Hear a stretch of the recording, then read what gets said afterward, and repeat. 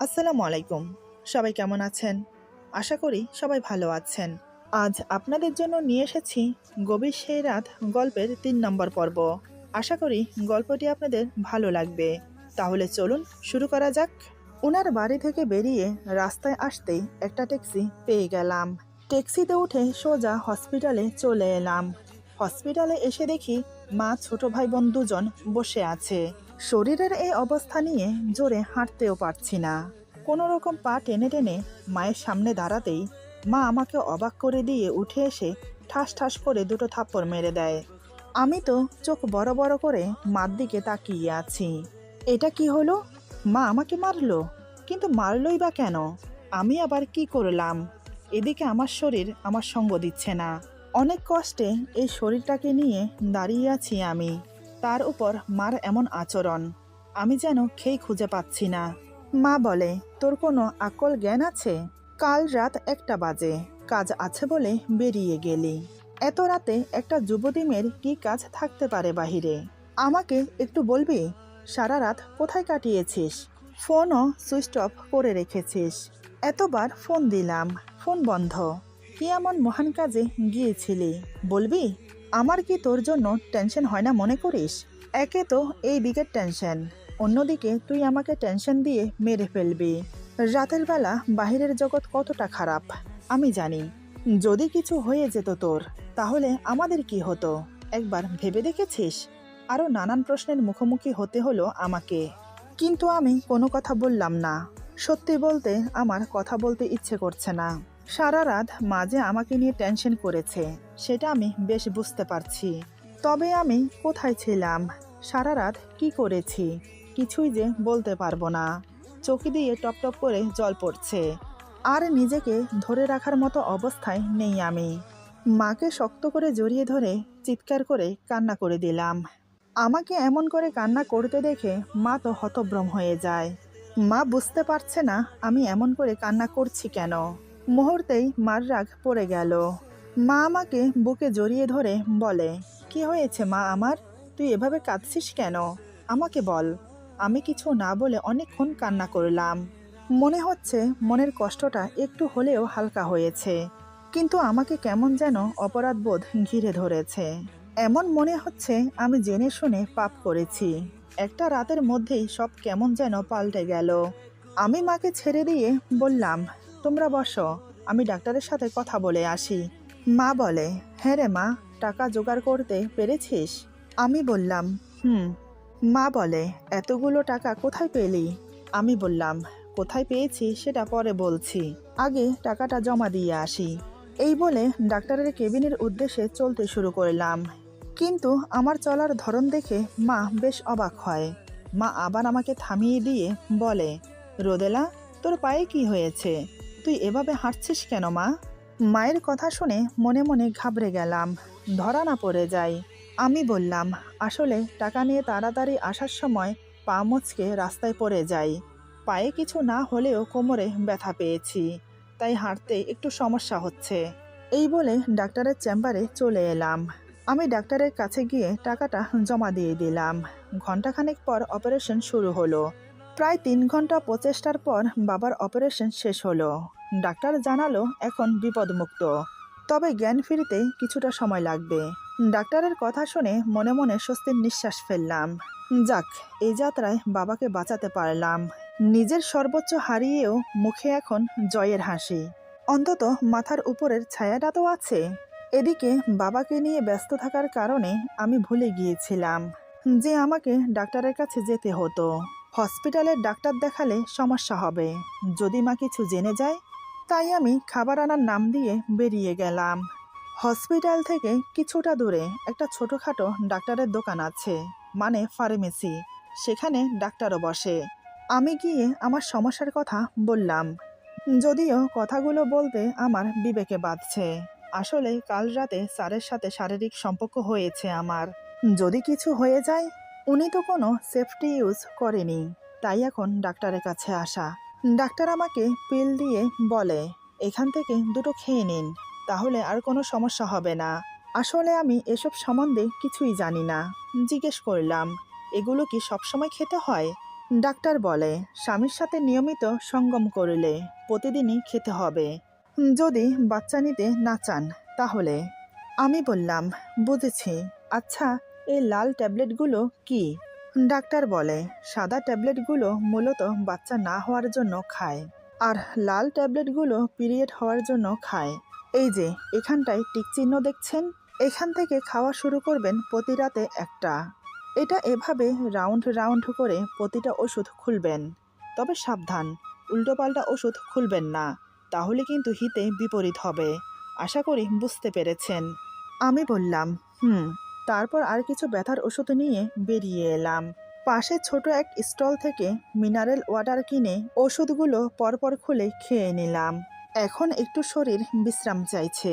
আমি কিছু খাবার কিনে আবার হসপিটালে গেলাম, কিন্তু ওষুধগুলো খাওয়ার পর থেকে কেমন যেন মাথাটা ঘুরছে। আমি কিভাবে যে পায়ে হেঁটে হসপিটালে এসেছি সেটা আমি নিজেও জানি না। মাকে খাবারগুলো দিতেই মা বলে, তুই বরং ওদেরকে নিয়ে বাসায় যা। আমি এখানে আছি তোর বাবার কাছে।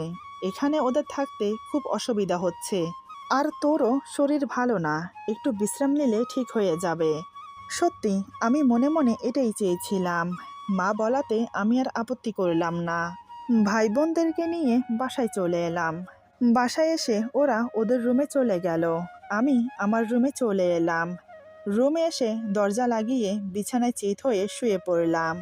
মাথার উপর সিলিংয়ে ঝুলে থাকা ফ্যানের দিকে তাকিয়ে ভাবনায় ডুবে গেলাম। কাল রাতে আমার সাথে কি কি হলো সেগুলো একটার পর একটা চোখে ভাসতে লাগলো, আর অজান্তেই চোখ দিয়ে জল গড়িয়ে পড়ছে। নিজেকে আর ধরে রাখতে পারলাম না। বালিশ বুকে জড়িয়ে ইচ্ছে মতো কান্না করলাম। বেশ কিছুক্ষণ কান্না করার পর উঠে গেলাম গোসল করতে। পাক্কা 1 ঘন্টা গায়ে পানি ঢাললাম, কিন্তু আমার মনে হচ্ছে ওনার স্পর্শ এখনো আমার গায়ে লেগে আছে। এত পানি ঢালছি, মনে হচ্ছে যাচ্ছে না। 2 হাত দিয়ে মুখ চেপে ধরে গোসলখানার মেঝেতে বসে পড়লাম। আমার ইচ্ছে করছে আমি নিজেকে শেষ করে দেই। আরও বেশ কিছুক্ষণ পানি ঢেলে বেরিয়ে এলাম। তারপর বিছানায় নিজের শরীরটা এলিয়ে দিলাম। নানান কথা ভাবতে ভাবতে একসময় ঘুমিয়ে পড়লাম। ঘুম ভাঙল সন্ধ্যায়। শরীরের ব্যথার কারণে জ্বর এসেছে। বিছানা থেকে ওঠার অবস্থায় নেই আমি এখন। দুপুরে খালি পেটে ওষুধগুলো খাওয়ার পর থেকে শুধু মাথা ঘুরছে। এখন সেটা যেন আরও তীব্র হয়েছে। সন্ধ্যা পেরিয়ে রাত হলো, অথচ আমি ঘুম থেকে উঠছি না দেখে আমার ছোট বোন রুমে এলো। এসে দেখে আমি শুয়ে আছি। আমার পাশে এসে আমার কপালে হাত রেখে দেখে আমার গায়ে জ্বর এসেছে। রূপা বলে, আরে আপু, তোর তো জ্বর এসেছে, জ্বর বাঁধালে কি করে? দাঁড়া, আমি তোর কপালে জলপট্টি দিচ্ছি। এই বলে রূপা আমার কপালে জলপট্টি দিতে লাগলো। বেশ কিছুক্ষণ জলপট্টি দেওয়ার পর জ্বর কিছুটা কমে এলো। সেদিন আমি আর হসপিটালে যেতে পারিনি। ওরা দুজন গিয়ে মাকে খাবার দিয়ে এলো। আমার জ্বর এসেছে শুনে মা ওদের দুজনকে আমার কাছে থাকতে বলল। তাই ওরা রাতের দিকে বাসায় চলে আসে। প্রায় 4 দিন আমি জ্বরে ভুগেছি। মোট কথা বিছানা থেকে উঠতে পারিনি। তাই হসপিটালে যাওয়া হয়নি, এমনকি অফিসেও যেতে পারিনি। আজ একটু সুস্থ বোধ করছি। তাই সকাল সকাল উঠে রেডি হয়ে প্রথমে হসপিটালে গিয়ে বাবাকে দেখে তারপর অফিসে চলে গেলাম। সত্যি বলতে অফিসে যেতে আমার খুব সংকোচ হচ্ছে। কারণ একটাই, সেটা হলো রাজ স্যার। ওনার প্রতি যে আমার মনে একটা ঘৃণা জন্মেছে সেটা আমি বেশ বুঝতে পারছি, কিন্তু সেটা মুখে প্রকাশ করা যাবে না। কারণ উনি তো আর আমাকে জোর করেনি। আমার প্রয়োজনে আমি নিজেকে সঁপে দিয়েছি। আর তার চেয়ে বড় কথা হলো, যদি এই চাকরিটা চলে যায় তাহলে তো না খেতে পেয়ে মরব। বাবার ওষুধের খরচ, সংসারের খরচ কিভাবে চলবে? তাই আমাকে চুপ করে থাকতে হবে। মনে মনে কথাগুলো ভেবে কেবিনে গিয়ে বসলাম। কেবিনে গিয়ে বসতেই কয়েকজন অফিসের কলিগ এসে আমাকে জিজ্ঞেস করে, কিরে রোদেলা, এই 4 দিন আসিসনি কেন? তোর চোখ মুখ দেখে তো মনে হচ্ছে তুই অসুস্থ। আমি বললাম, ওই একটু জ্বর হয়েছিল। রিনা বলে, তাই বল, এখন কেমন আছিস? আমি বললাম, এই তো মোটামুটি আছি। সুমা বলে, জানিস রাজ স্যার 2 দিন ধরে তোর খোঁজ করছে। এটা শুনে আমার বুকের ভেতরটা মোচড় দিয়ে উঠল। আমি শুকনো ঢোক গিলে বললাম, কেন? সোমা বলে, তা তো জানি না। এই বলে ওরা যে যার জায়গায় বসে পড়ে। যা হয়েছে ওইসব নিয়ে আমি মোটেও ভাবতে চাই না। ভাবলে যে কোনো সমাধান হবে না তা আমি খুব ভালো করেই জানি। তাই আমি আমার কাজে মন দিলাম। বেশ কিছুক্ষণ পর রাজ স্যার ফোনে কার সাথে কথা বলতে বলতে নিজের কেবিন থেকে বেরিয়ে এলো। আমি দেখেও না দেখার ভান করে কাজ করে যাচ্ছি। মনে মনে দোয়া করছি যেন আমাকে কিছু না বলে। কিন্তু না, ফোনে কথা বলা অবস্থাতেও ওনার চোখ আমার দিকে। উনি কথা বলতে বলতে একদম আমার সামনে এসে দাঁড়ায়। কল হোল্ডে রেখে আমাকে উদ্দেশ্য করে বলে, রোদেলা, আমার কেবিনে এসো এখন। কথাটা শুনে আমি চমকে উঠলাম। হঠাৎ আমাকে কেবিনে কেন ডাকছে? আগের বিষয় নিয়ে কিছু বলবে না তো? স্যার বাহিরে না গিয়ে সোজা আবার নিজের কেবিনে চলে গেল। আমি আর কি করব? না চাইতেও আমি ওনার পেছন পেছন ওনার কেবিনে গেলাম। সবাই আমাদের দিকে তাকিয়ে আছে। সবাই হয়তো মনে মনে ভাবছে 4 দিন না আসার কারণে আমাকে বকাঝকা করার জন্য ডাকছে। কিন্তু আমি জানি তিনি আমাকে অন্য কারণে ডাকছে। কিন্তু কি সেটা? আমি মনে মনে দোয়া করছি যেন গভীর সেই রাতের কথা না ওঠে। কেবিনে প্রবেশ করার সাথে সাথে স্যার দরজা বন্ধ করে দিল। আমি তো এদিকে ভয়ে কাঁপতে শুরু করেছি। এর আগেও আমরা যে কেউ আসি কেবিনের দরজা বন্ধ করে ভেতরে প্রবেশ করি, কিন্তু আজ স্যার দরজা শুধু বন্ধ করে দেয়নি, একদম লক করে দিয়েছে। এদিকে ভয়ে আমার গলা শুকিয়ে এসেছে। আমি ঘন ঘন ঢোক গিলছি। স্যার ফোনে কথা বলায় ব্যস্ত থাকলেও ওনার নজর আমার দিকে। আমি যে ভয়ে থরথর করে কাঁপছি, এমনকি শুকনো শুকনো ঢোক গিলছি, কোনোটাই ওনার চোখ এড়ালো না। কথা বলা অবস্থাতেও উনি একটা চেয়ার টেনে আমার বাহু ধরে বসিয়ে দেয়। তারপর ওনার জন্য রাখা পানির গ্লাসটা আমার হাতে দিয়ে ইশারায় বলে, খেয়ে নাও। কি বলবো আমি? আমার হাতে পানির গ্লাসটা দিয়েছে বটে, কিন্তু আমার হাত এমনভাবে কাঁপছে গ্লাসের অর্ধেক পানি ঝলকে মেঝেতে পড়ে গেছে। আমি কোনো রকম 2 হাতে পানির গ্লাসটা ধরে বাকি পানিটা ঢকঢক করে গিলে নিলাম, কিন্তু তাতেও আমি স্বস্তি ফিরে পাচ্ছি না। উনি দরজা লক করে দিল কেন? ওনার মতলব কি আবার? আরও বেশ কিছুক্ষণ পর স্যার কথা বলা শেষ করে ফোন কেটে দিল। এবার আমার দিকে বেশ কিছুক্ষণ ভালো করে দেখে বলে, রোদেলা, তুমি ঠিক আছো? আমি নিচের দিকে তাকিয়ে থেকে ওড়না দিয়ে মুখ মুছে বললাম, হুম। স্যার বলে, তাহলে এভাবে কাঁপছো কেন? কি হয়েছে? তোমার শরীর ভালো তো? কথাটা বলতে বলতে উনি আমার একদম কাছে চলে আসে। আমি তৎক্ষণাৎ চেয়ার থেকে উঠে পিছিয়ে যাই। আমার কাণ্ড দেখে স্যার বলে, আরে আরে, পড়ে যাবে তো, এমন করছো কেন? আর ভয় পেও না, আমি তোমাকে কিছু করব না। আমি তো তোমাকে ডেকেছি একটা ফাইল দেওয়ার জন্য।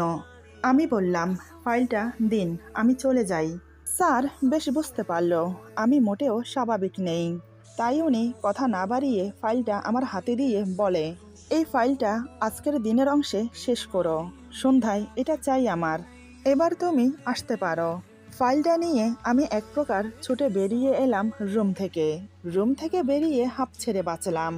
আমার অবস্থা দেখে আশেপাশের সবাই বলে ওঠে, রোদেলা, কি হয়েছে? কোনো সমস্যা? আমি তৎক্ষণাৎ ওদেরকে বুঝতে না দিয়ে নিজেকে স্বাভাবিক করে নিয়ে বললাম, ও কিছু না, একটু অসুস্থ বোধ করছি। একজন বলে, শরীর যখন ভালো না তাহলে ছুটি নিয়ে চলে যা। আমি বললাম, এমনিতেও 4 দিন আসেনি, এখন আবার ছুটি চাইলে দেবে না। আর এমনিতেও অনেকগুলো কাজ বাকি আছে আমার, এগুলো শেষ করতে হবে। এই বলে নিজের কেবিনে চলে এলাম। চেয়ারে বসে বেশ কিছুক্ষণ চোখ বন্ধ করে হেলান দিয়ে শুয়ে থাকলাম। অনেকটা সময় লাগলো নিজেকে পুরোপুরিভাবে শান্ত করতে। সত্যিই কি উনি আমাকে ফাইল দেওয়ার জন্য ডেকেছিল, নাকি ওনার মতলব অন্য কিছু ছিল? যদি ফাইলই দেবে তাহলে অমন করে দরজা লক করলো কেন? কথাটা নিয়ে অনেকক্ষণ ভাবলাম, কোনো উত্তর খুঁজে পেলাম না। তাই স্যারের দেওয়া ফাইলের কাজটা করতে লাগলাম। বিকেলের দিকে স্যারের কেবিনে গিয়ে ফাইলটা দিয়ে আসলাম। তখন অবশ্য কিছু বলেনি। রাত 8টার দিকে অফিস ছুটি হওয়ার পর সোজা হসপিটালে গেলাম।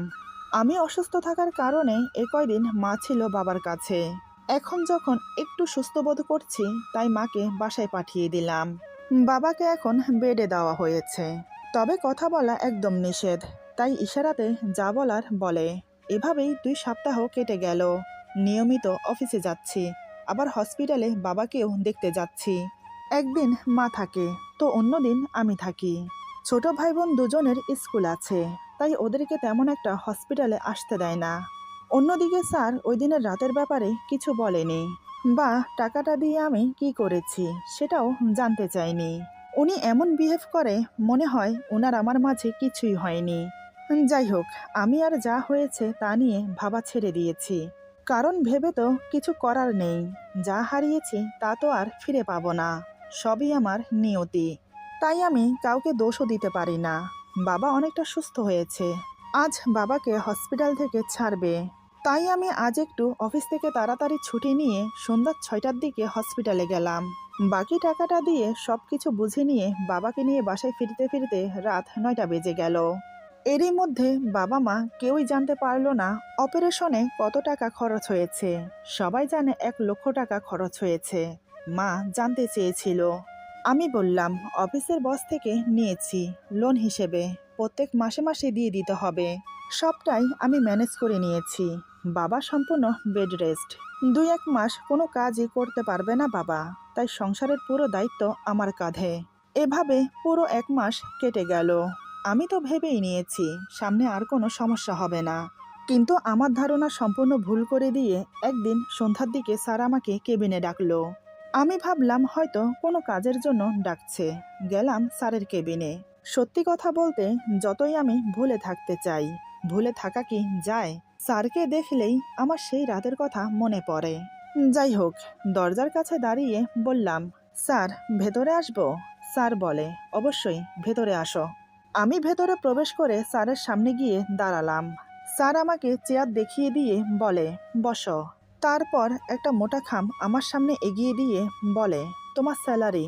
স্যার আজ আমাকে নিজের হাতে স্যালারি দিচ্ছে দেখে আমি বেশ অবাকই হলাম, কারণ এর আগে ম্যানেজার সবাইকে স্যালারি দিত, সাথে আমাকেও দিত, কিন্তু আজ স্যার নিজের হাতে দিচ্ছে কেন? বুঝলাম না কিছু। আমি স্যালারি হাতে নিয়ে বললাম, ধন্যবাদ স্যার।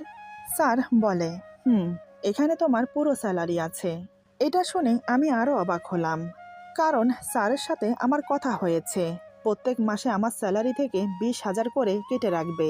তাহলে পুরো টাকা কেন দিল? আমি কিছু না বলে খাম খুলে সেখান থেকে 20,000 টাকা স্যারকে এগিয়ে দিয়ে বললাম, এটা রাখুন স্যার। স্যার বলে, লাগবে না, রেখে দাও তুমি। আমি তো স্যারের কথা শুনে নিস্তব্ধ হয়ে স্যারের দিকে তাকিয়ে আছি। আমি বললাম,